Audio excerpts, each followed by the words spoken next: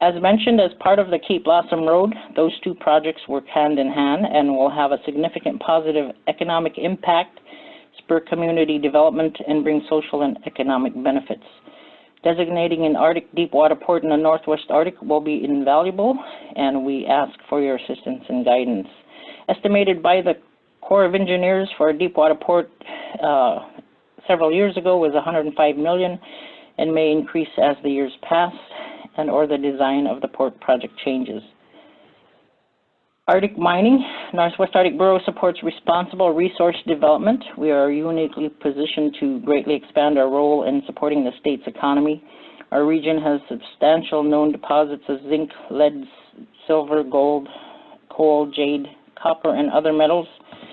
We currently receive revenues from the Red Dog mine operated by Teck Alaska. This Arctic mine is one of the largest lead and zinc mines in the world and is located about 70 miles north of Kotzebue.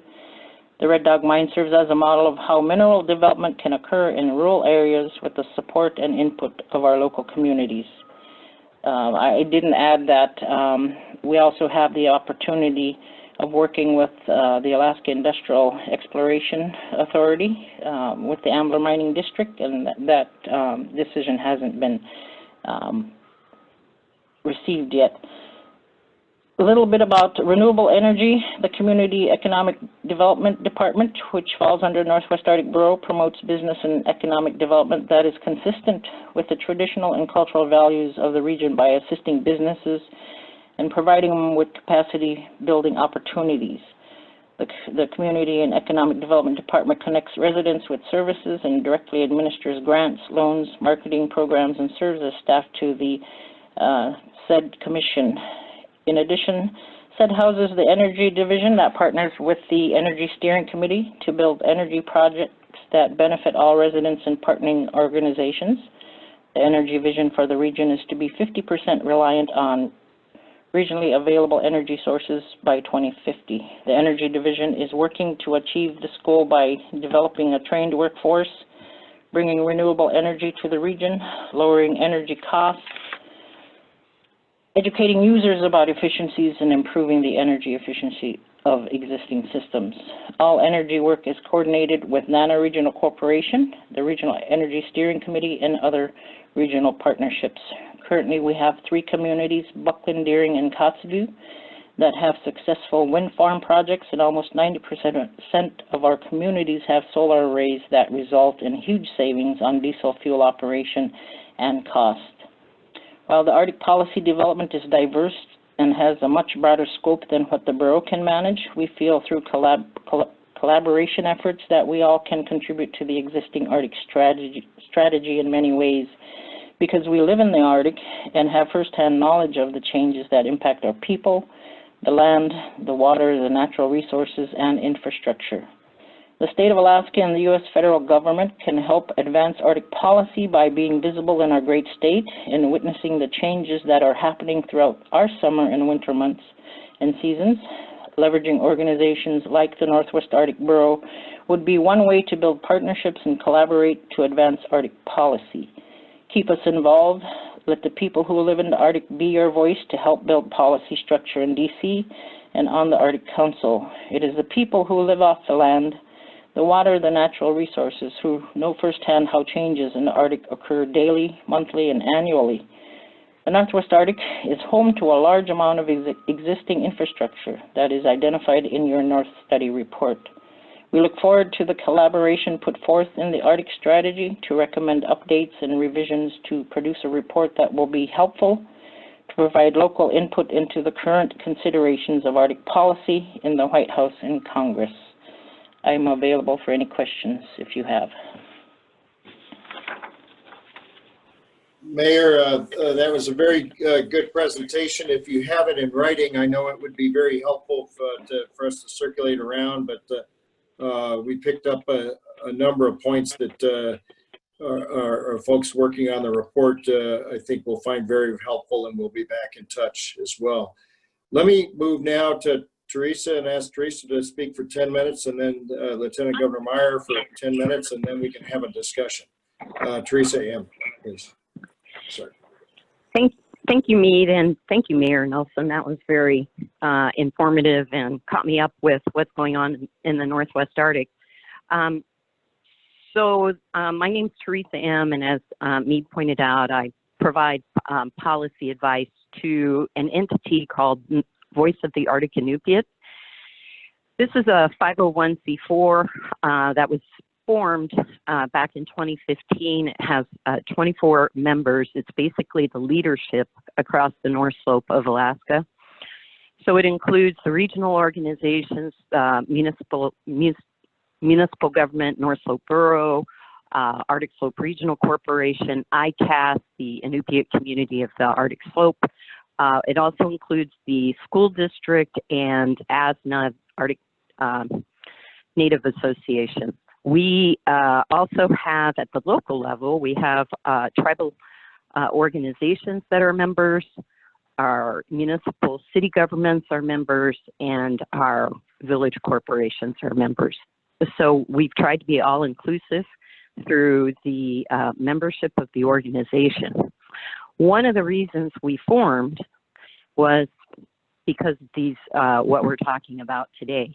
The people of the North Slope felt that there were a lot of Arctic policy groups that were being formed either through state legislature, state government, federal government, international groups, and to get our voice into that, we had to have a collective voice come together uniformly to be able to decide what were the priorities for the people in the Arctic to get that message out.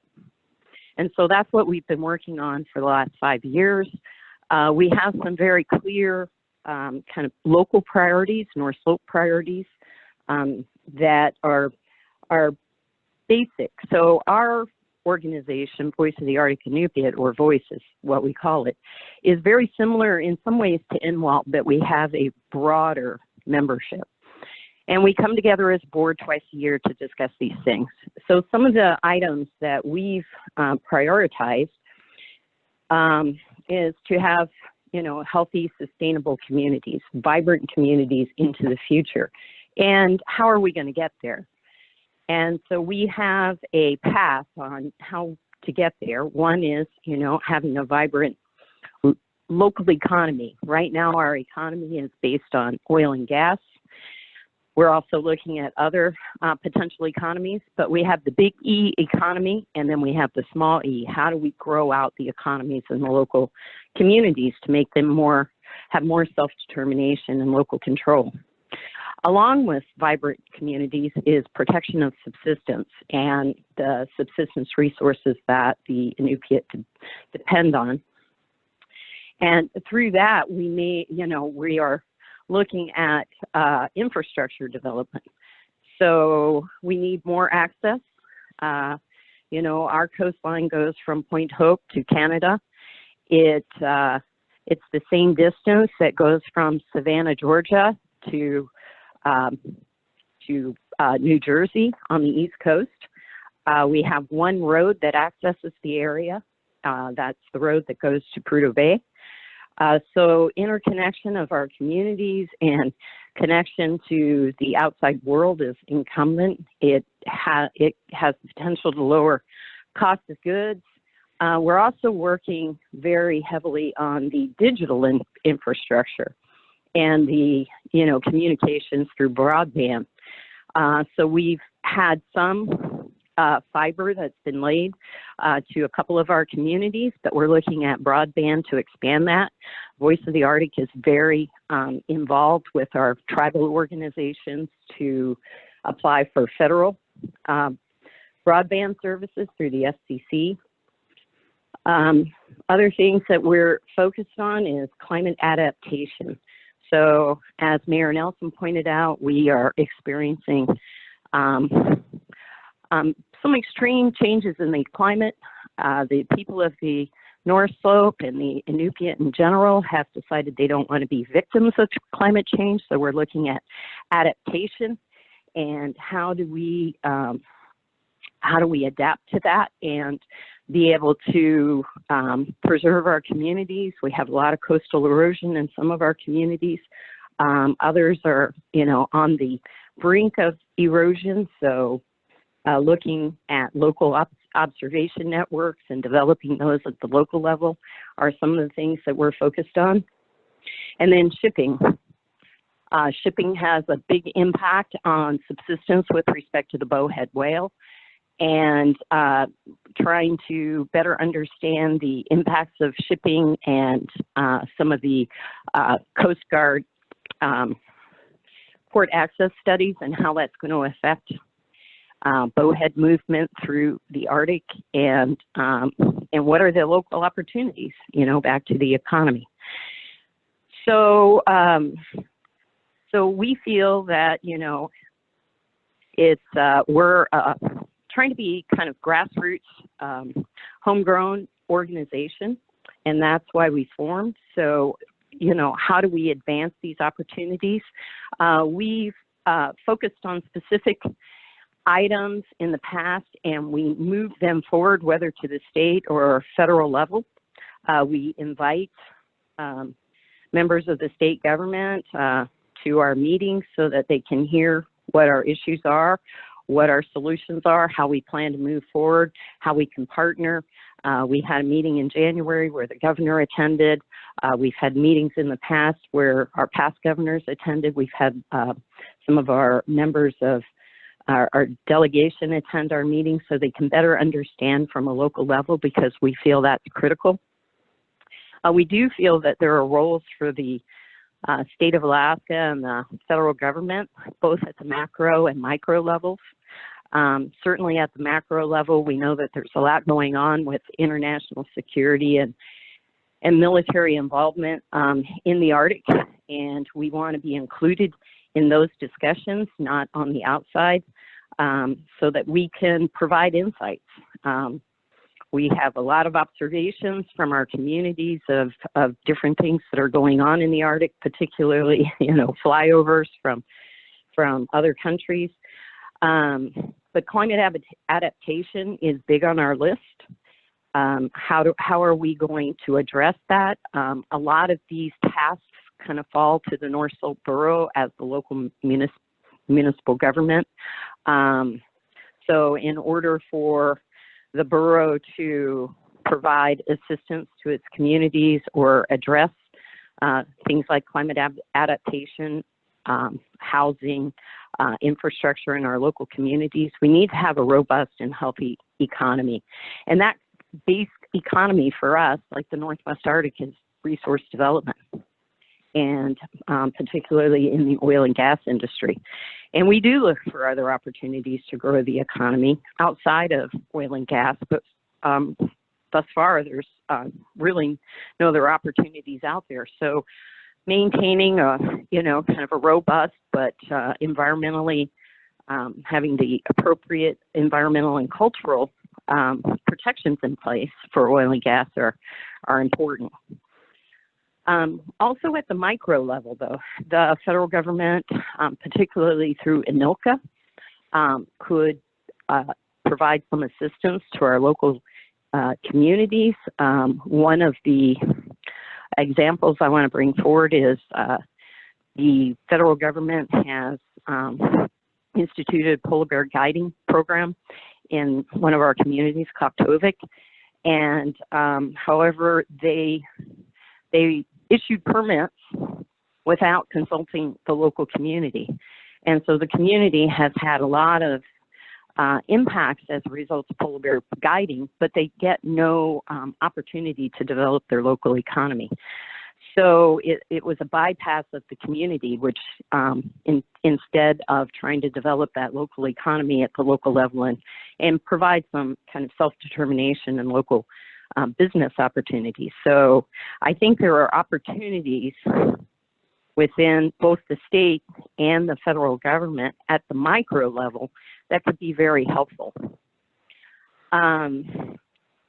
We think that in order to implement Arctic policy, there's a lot of organizations out there that have already been mentioned that are very engaged in Arctic policy development.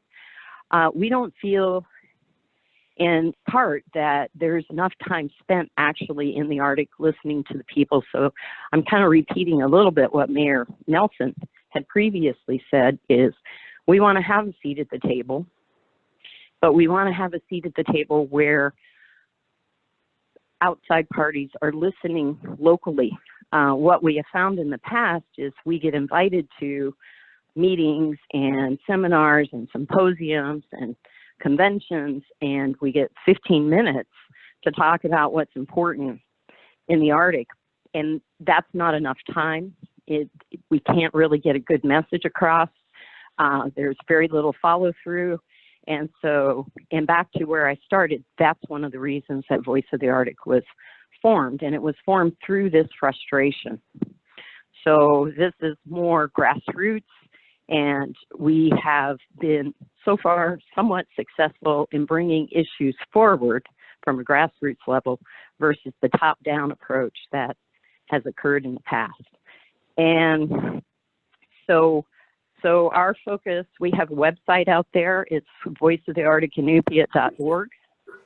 We have a list of priorities that we've developed. We have our resource pages.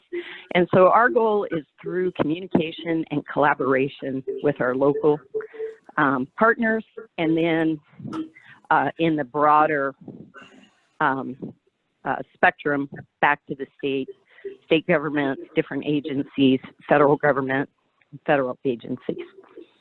So that's a brief summary of some of our focus areas and why we were formed and where we hope to go. So I do appreciate the time, and I appreciate the invitation, and I apologize that I don't have a presentation for this. I got a little behind the schedule here. No problem, Teresa. Thank you very much for your presentation. Again, several important things in the Nothing About Us Without Us category. Kevin Meyer, our Lieutenant Governor, we're now going to turn the program over to you for 10 minutes or so. I'll just throw one question in there as you think about this in your presentation. You heard both the mayor and Teresa talk about the Coast Guard and year-round Coast Guard, and there is a current study going on with the Coast Guard on what they need in terms of icebreakers and ports and so forth. How should we get input as a state into those decisions? But at any rate, thank you very much for joining us this morning. Great. Yes. Well, thank you for having me, Mead, and thank you for letting me participate in the Arctic Policy Study Group. You know, you asked a good question there about the Coast Guard, and I know Senator Sullivan too has been working diligently to also try to get a Navy presence in the state of Alaska, and I think both are needed as the Arctic opens up more to other countries and even the lower 48. I think their presence is very important, and I know both Senator Sullivan and Senator Murkowski working diligently on that. Mead, as you know, and I believe when you were Lieutenant Governor as well, you also served as the advisor to the governor on Arctic policy. I was just kind of getting into this role last year, and there's so much to learn, and but just like probably everyone on this panel today, the last 5 months has kind of taken my attention away from Arctic policy to dealing with the COVID virus, and obviously that has to be a priority for the state and for all of us, because we can't have much of an economy if this virus isn't under control. But as I mentioned, I've been working diligently to better understand and meet. I know I've seen you at various meetings and conferences on Arctic, and I think that we have a lot to learn from each other. 2019 was a good year for the state of Alaska, and there was a year where we started coming out of the recession. Unemployment was going down tremendously. The economy was strong, and 2020 started out looking even better. The oil companies were planning on spending billions of dollars in Alaska, in our local economies here, to expand existing fields and discoveries that they have made, and then also to search for new discoveries. And a lot of that, though, unfortunately, has been put on hold. Air cargo was also an area that was expanding and is still doing pretty well. We have the second largest or busiest air cargo airport in the United States. Tourism was planning on a banner year this year, and unfortunately they had a setback as well. We were expecting the military to expand, and I think that's still going on.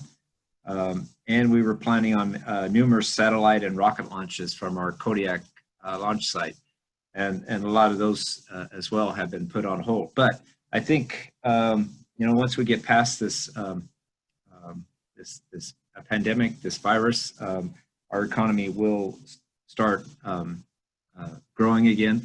As I said, the economy was growing very quickly, and now we're just trying to hold our own. But it does appear like we are doing that, and I appreciate all Alaskans who are vacationing in Alaska this summer. But as far as our state's Arctic policy, we actually had a bill passed in 2015 and signed into law by Governor Walker. Legislature, of course, voted it and approved it. And it consists of 4 pillars. So pillar number 1 is to uphold the state's commitment to economically vibrant communities sustained by development activities consistent with the state's responsibility for a healthy environment, including such efforts as to ensure that Arctic residents and communities benefit from economic and resource development. And I think we all know that the governor has been out there promoting more resource development and encouraging as much resource development as possible. Also improve the efficiency and the predictability of permitting and regulatory process. I know that permitting has been an issue in the past, and the governor has made that a priority to make our permitting as efficient as possible. Also, I know he's asked each one of his commissioners to find regulations that aren't necessary, aren't needed, and that are impeding on business and expanding our economy.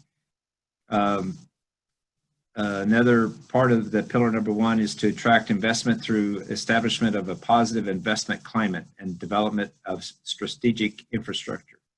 The governor has a team in the Commerce Department under Commissioner Anderson, and it's 3 or 4 people, and that's their whole job, is to try to find new businesses to come to Alaska, and then also to try to grow and expand our existing businesses.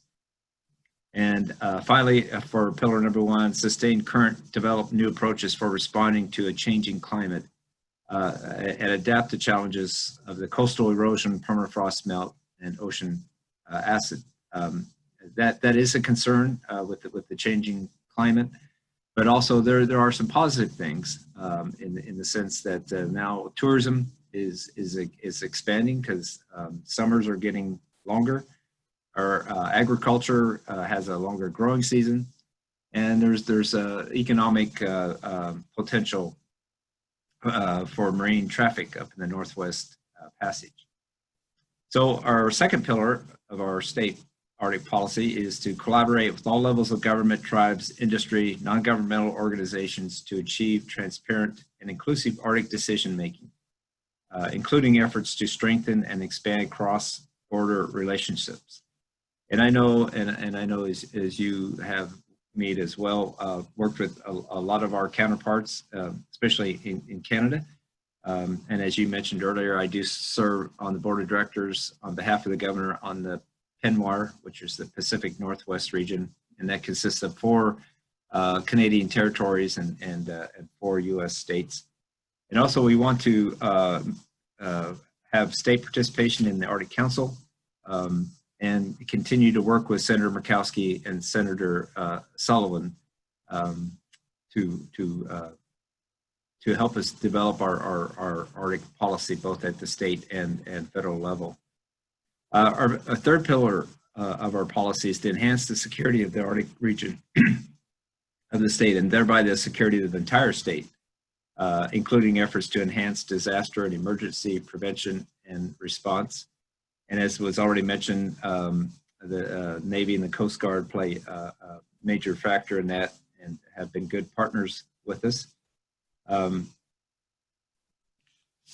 And so the fourth pillar then is to value and strengthen the resilience of communities and respect and integrate the culture, language, and knowledge of Arctic peoples, including efforts to recognize Arctic indigenous peoples' cultures and unique relationship to the environment, including traditional reliance on subsistence, way of life, or food security, which provides a spiritual connection to the land and sea. As I think many of you know, the governor lived in rural Alaska in the Kotzebue area for over 20 years. He married an Alaska Native woman from that area as well. And so he understands the importance of subsistence and the traditional lifestyle, and we respect that and honor that as we go forward with Arctic policy.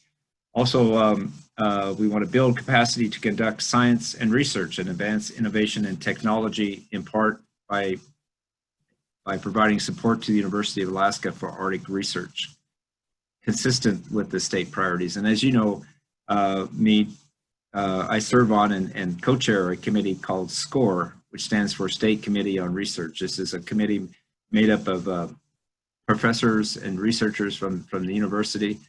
And we meet about every 6 months, and again, they rely on myself to tell them what the state is interested in as far as research goes, as it pertains to the Arctic and to the state of Alaska. So that's been a great help as well. So those are the four pillars that make up our state policy for the Arctic. And the priorities that we've set in place to meet these four pillars is number one, promote economic and resource development, which we talked about. And number two, address the infrastructure and response capacity gap in order to support the Arctic region.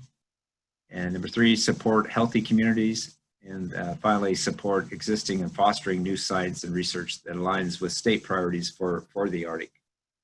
So this is our state current Arctic policy.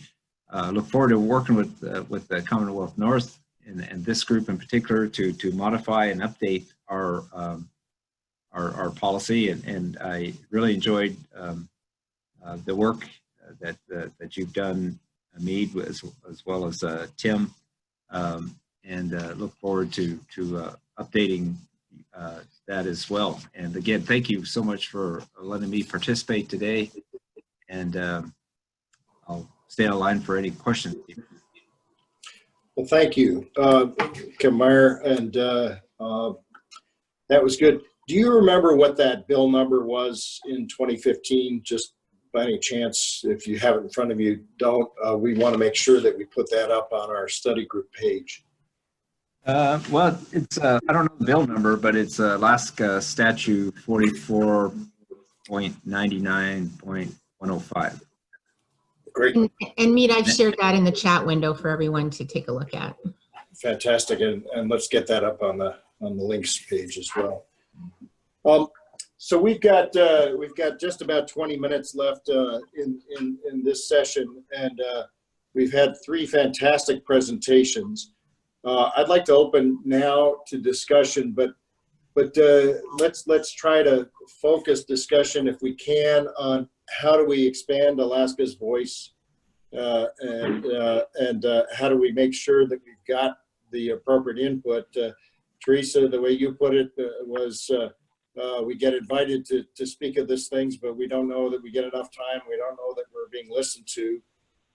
Kevin, you talked about the places where the state is implementing the Arctic policy that is in law, and work on security and so forth. But I'm just gonna start by saying this. We have permanent participants built into the Arctic Council. So we have indigenous groups from Alaska who are very much a part of it. We had a group called the Northern Forum where we were in it and then got out of it. And I know that Governor Walker wanted to get back into it. Lieutenant Governor Meyer, where are we with the Northern Forum right now? Is the state a member? And what's happening on that? And do you know who's representing Alaska in the Northern Forum process? Mead, I do not know. And I don't know if the state is participating in the Northern Forum, but I will check on that. Okay. And thank you very much. And, you know, one of the arguments that I remember that, you know, the state has had for the Northern Forum is sometimes the State Department doesn't exactly take what we want to say in Arctic Council meetings, but the Northern Forum is itself an individual observer and can sometimes speak at the meetings where even if the governor or lieutenant governor is on a delegation, you know, you're sitting behind the Secretary of State and others, so there's an opportunity.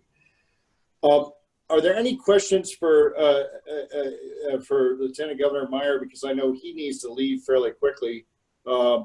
If you want to raise your hand, chat, Juanetta will call on you.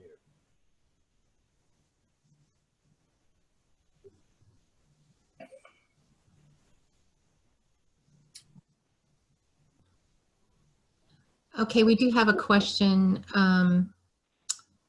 I beg your pardon. It's just a reference to the Northern Forum. But yeah.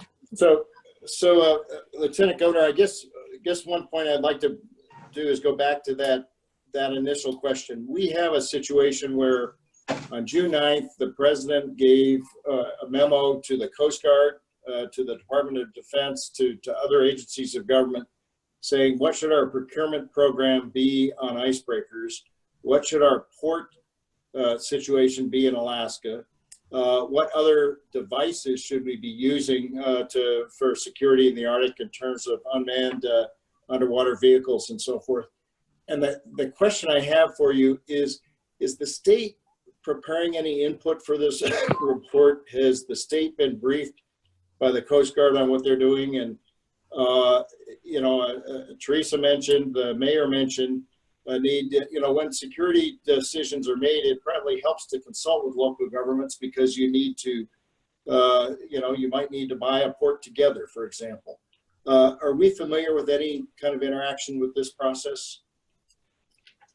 Well, yes, Mead, but primarily we've been working both through Senator Murkowski and Senator Sullivan's office. I don't know if the Coast Guard wants to meet with me anymore. I kind of gave him a hard time last time about not having the ice cutters in Alaska instead of down in Seattle, where you know if there is an emergency, we need the ice cutters. So that's something I've been pounding the table on, is that there's no reason that we can't be housing these ice cutters in Kodiak, or at least somewhere in the southeast, a little closer to Alaska than say Seattle. And I know that we are making progress on the port there in the northwest part of the state. I actually haven't heard the latest status on that. I'm sure some other folks here on the line are more current on that than I am, but that's encouraging. And again, I know that's a priority of both Sullivan and Murkowski, and certainly of the governor. Yeah, I don't know the latest on that. I actually, if somebody does know the latest, I'd like to hear it myself. This is Teresa. May I jump in, Lieutenant Governor? Yes, please. So one of the things that the Coast Guard is doing right now is their continuation of their port access route study. So currently they have a port access route study that goes to the Bering Straits. They're continuing that up through the Norton Sound into the Chukchi Sea, and then across the Beaufort Sea to connect with the Canadian port access route study. So the Coast Guard has been has had a presence on the North Slope, mostly through the Alaska Eskimo Whaling Commission meetings, AEWC, to talk about this port access route study. Their goal is to try to make it into every community, to talk about kind of what the community concerns are, and so that they can place the actual route to be able to be responsive as a Coast Guard and for marine transportation traffic across the Arctic. Certainly COVID-19 has impacted their outreach. They were hoping to have their initial round done in January, then it got extended to June, and now it's been pushed out again because of COVID. But it's been, we have been very active in that, along with AEWC, and pushing the Coast Guard to make sure they get into every one of our coastal communities to present what that is intended to be. So that's part of the Coast Guard equation. Mead, I apologize, but I do have a 9 o'clock meeting I'm going to need to run off to. Thank you, Lieutenant Governor, for joining us, and you are very welcome to join the study group every Wednesday morning. We will be certainly coming to you with also our results and some questions as we formulate the report. So thank you again. Thank you. Great. Okay. Mead, I'll just mention quickly that folks are mentioning in the chat that Alaska does not have a designated representative on the Northern Forum website. So it appears that we're not currently. Yeah. Okay. And so for those who are kind of working with us on our, and I'm keeping notes for our report, I'll just say that I was Alaska's representative to something called the Arctic Policy Group at the State Department when I was Deputy Commissioner of Environment in the Hickel administration. I then sat on that and served on that group again as Lieutenant Governor. The Obama administration later wanted to take the state out of that group, so we're not in that Arctic Policy Group there. The continuation of that group is an issue. What Teresa mentioned in terms of the PARS study is very important, and what I mentioned in terms of the June 9th Coast Guard study. Church Key said that he wanted to make an intervention, and Paul Foose has asked to make an intervention. I'm going to ask Church first to speak. Thank you, Governor Treadwell. Mead, just a couple things to offer very quick. Number one, I had the privilege of serving as the co-chair of the Alaska Civil Armed Services team, otherwise known as ACAS. And we are literally in the process of finalizing a memorandum in ACAS to send to the Office of the Governor, as well as, of course, through the Office of the Governor to the Alaska Congressional Delegation for their consideration pushing onward. Strategically, this is getting at several of the aspects that were covered here as far as from a military vantage point in infrastructure investments in Alaska. We are not only hitting this from a standpoint of what's been discussed here about the port study, certainly continued planning development of Alaska Deep-Water Port matters.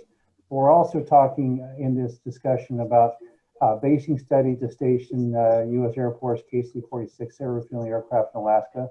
Obviously, those aircraft are currently right now are air refueling provided by KC-35. They're certainly an Eisenhower era aircraft that really is well overdue in being replenished, refreshed, and replaced with KC-46s.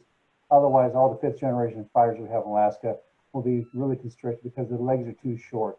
They can't get out and reach and really help project power from their bases into the Arctic region. Ultimately, we are also looking at aspect of a federal approach to the marine highway system to help support where the marine highway system right now is really suffering because of only having state funding.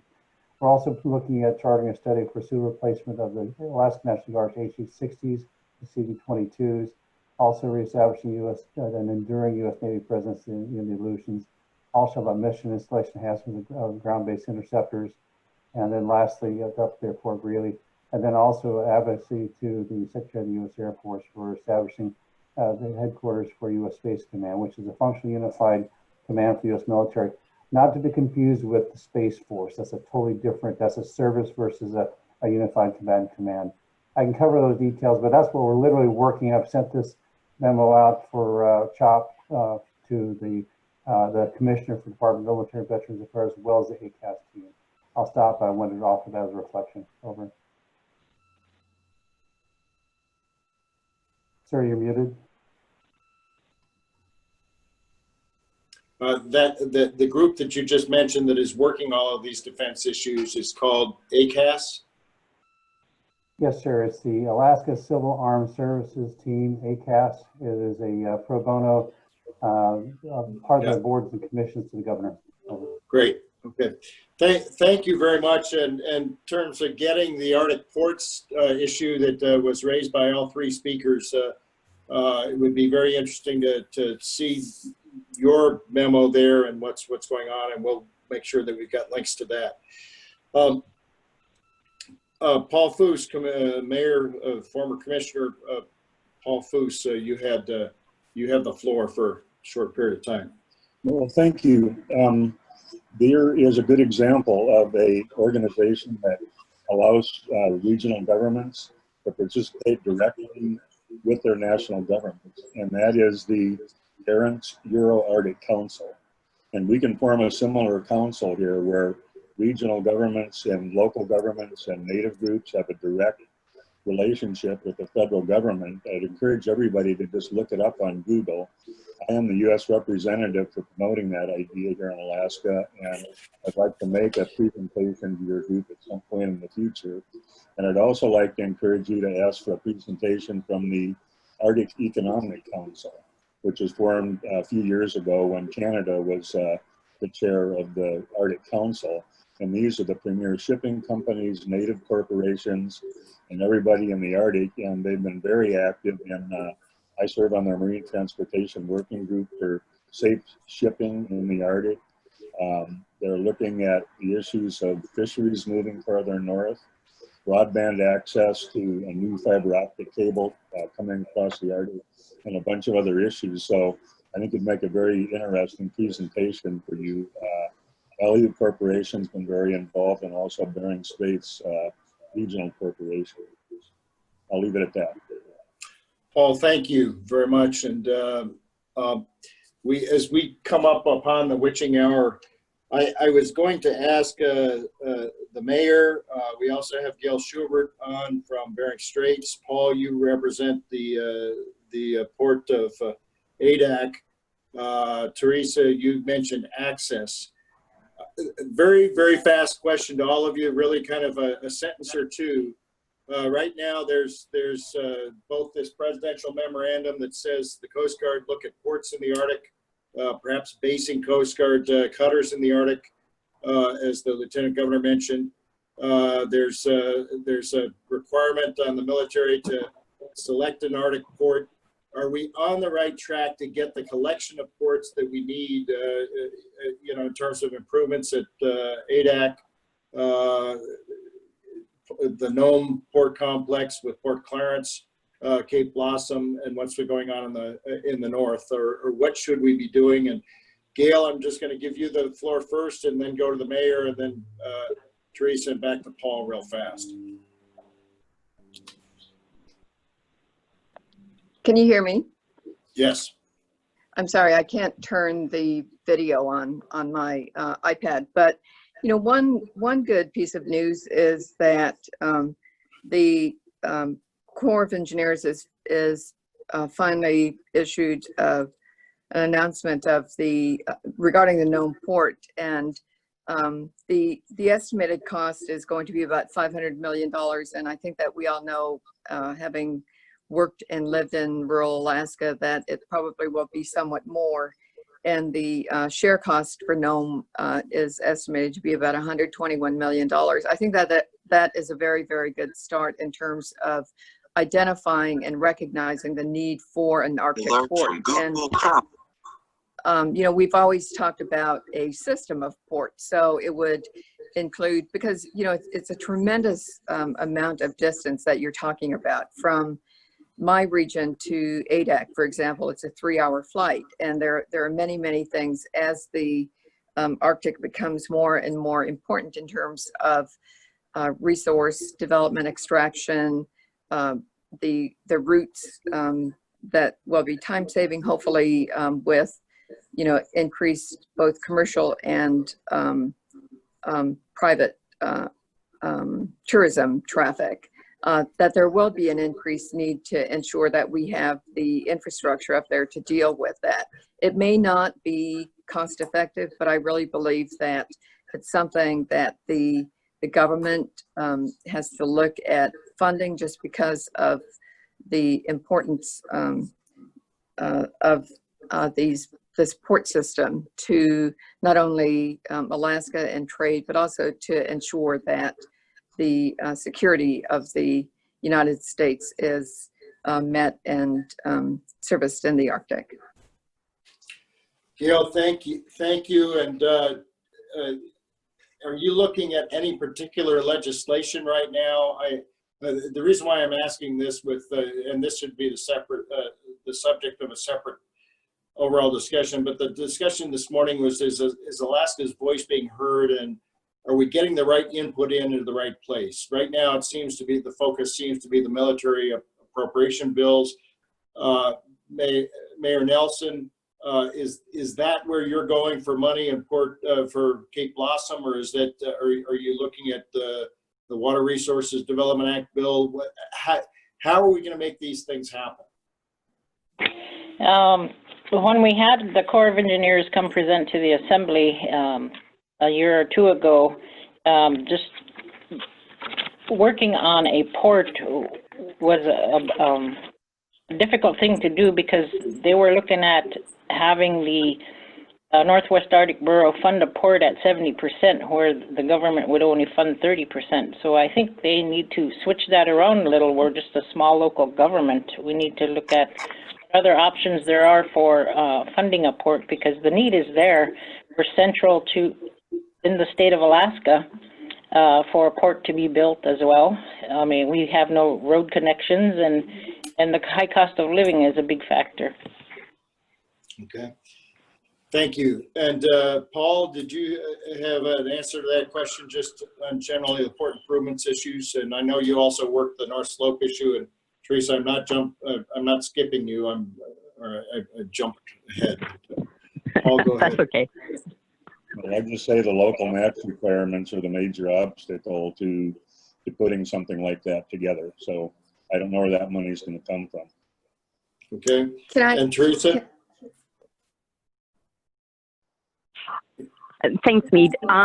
So with respect to the North Slope, we're more focused on kind of land-based Coast Guard infrastructure, because we have a very shallow coastline, not very many places that the Coast Guard could or would be interested in putting a port facility. So we're really focused on kind of more of the land-based infrastructure, having Coast Guard presence with aircraft and helicopter for search and rescue and emergency purposes at the moment. Okay. Thank you. Go ahead.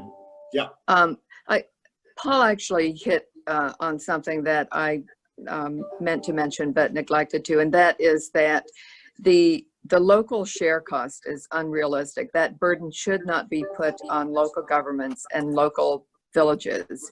That is something that I think that the government should find a way to provide for, because otherwise we'll never have any ports in the Arctic, because no one can afford to meet the local match. So it should be covered by the government. Great. Well, we've gotten to our witching hour, and I think we've gotten a large number of issues on the table. Juanetta, I'm going to turn it back to you. We have a number of documents and items to share with members of the study group. Before the Commonwealth North Board meets next week, we may be asking for some of your input, so watch your emails. And Juanetta, you can tell us about next week's program. And I also just want to assure members of the study group we will have time to roll up our sleeves and have a working meeting as well. So thank you all who presented today and intervened today. And Juanetta, why don't you take us out? Great. Thanks, Mead. Yes, thanks to everybody, to our speakers for participating today, as well as to everybody online. I think we had a little over 40 folks participating. There were a number of references that were posted in the chat. I will stay online for a moment longer if you haven't had a chance to look at the chat window. Some of the documents and resource materials that were referenced by our speakers were noted in the chat window. And next week, our collaborator, Arctic Encounter, will be hosting a session on accessing Alaska, ports and icebreakers. And we have a number of Coast Guard representatives that will be presenting during that session. So we will be posting that hopefully by Friday with confirmation of all of our speakers. And with that, let me just again thank everybody for participating today, and I'll stay on for a bit longer if there are any other messages in chat or if anybody wants to. I see Amy has raised her hand. Go ahead, Amy. Oh, I was just clapping. Oh, okay. Sorry. All right. Thank you. Yeah. Thanks. Sorry, emoji Yes. got confused. No, nice job. Thank you. Okay. Thanks, everybody. All right. Jessica? That's okay. It was just an earlier question, so no worries. Just a thank you. All right. Thank you. Thank you. you. Paul, go ahead. Yes, I think another issue the group should take up are these organized boycotts against development in the Arctic, both boycotts against Arctic shipping and also the bank's what I consider to be illegal redlining policies against Arctic oil and gas development. Yeah, thanks for raising that, Paul. We do have a resolution that's in process on the redlining issue, and that's one of the things that Mead was referring to, and I think we will be circulating something for input. So thank you for raising that question.